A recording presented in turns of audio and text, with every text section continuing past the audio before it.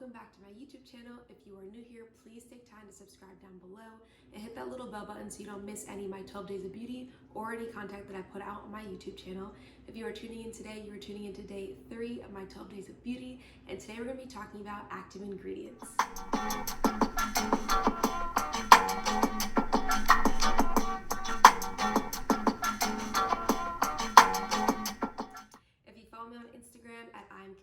You already know that I have a Science Behind Skincare series on my Instagram where I actively try to break down skin types, skincare routines, and just things that you need to know in order to make legitimate and smart decisions about your skin.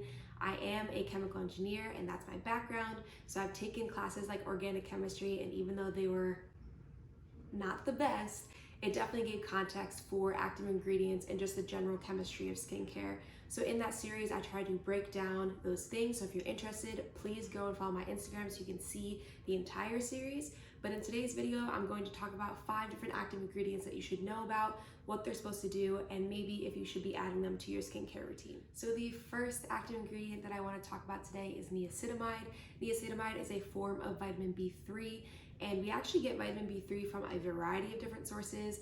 You can eat them from, meat, leafy vegetables like broccoli, and you also can find them in a lot of skincare products. So niacinamide has a lot of different benefits for different skin types. If you don't know what your skin type is, please refer back to my Science Behind Skincare series on my Instagram, where I actually break down what the skin types are, how you can figure out yours. So I want to briefly talk about how niacinamide can affect or benefit different skin types. So first and foremost, dry skin. I have very dry skin, so that's why I know this so well. But niacinamide can offer a bunch of different benefits. First, it actually helps boost moisturizer's ability to be hydrating. It also mixes very well with other moisturizers that contain ingredients like glycerin, which is very, very good for your skin. It helps provide you with a protective layer. It's a humectant. And lastly, it also helps with discoloration. I know that a lot of people with dry skin, especially myself, when I have any inflammation or irritation, I can get red or I can hyperpigmentate, but niacinamide does help with discoloration.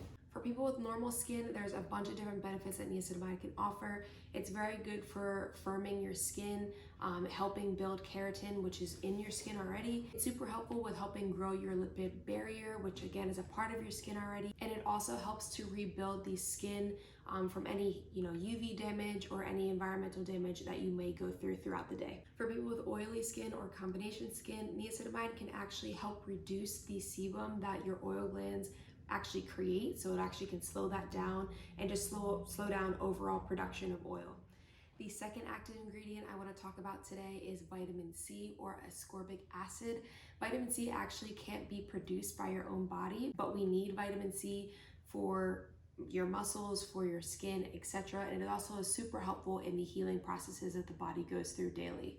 Vitamin C has a bunch of different benefits for all skin types. It can improve your skin overall health. It enhances your skin appearance, reduces your overall wrinkles, helps prevent UV damage, and stimulate overall collagen production. A tip when actually trying to find a vitamin C that's going to fit into your skincare routine is try to find serums as opposed to moisturizers. Serums are normally more concentrated, which doesn't necessarily always mean that they're more effective, but for vitamin C normally makes it more effective. And also for those serums, try to find a darker bottle. For our third active ingredient, we're going to talk about AHAs, or alpha hydroxy acids. AHAs, you probably know, are lactic acid, glycolic acid, maybe even mandelic acid. You actually can find these acids in your foods. AHAs are normally used to exfoliate, but they have other benefits as well. They can help reduce acne. They can help visibly brighten your skin. They can reduce wrinkles and help reduce discoloration and help promote overall collagen production. So as I mentioned before, there are different types of AHAs. So an AHA like lactic acid might be more beneficial for people with dry skin like myself, because lactic acid is a much larger molecule, which means that it'll be absorbed into the skin much slower, which would lead to less irritation for people with dry skin. And people with more oily skin might use an AHA like mandelic acid. Mandelic acid can actually reduce the amount of sebum that is produced without actually drying your skin. For people with normal skin, you can use AHAs like glycolic acid. Glycolic acid is a much smaller molecule and it absorbs into your skin much faster, so this can improve your cell turnover. People with normal skin can also use tartaric acid, which is another AHA. It's a larger molecule, so it really only works on the very top layers of your skin, but can help enhance your overall glow. The fourth active ingredient I want to talk about are BHAs, or beta-hydroxy acids.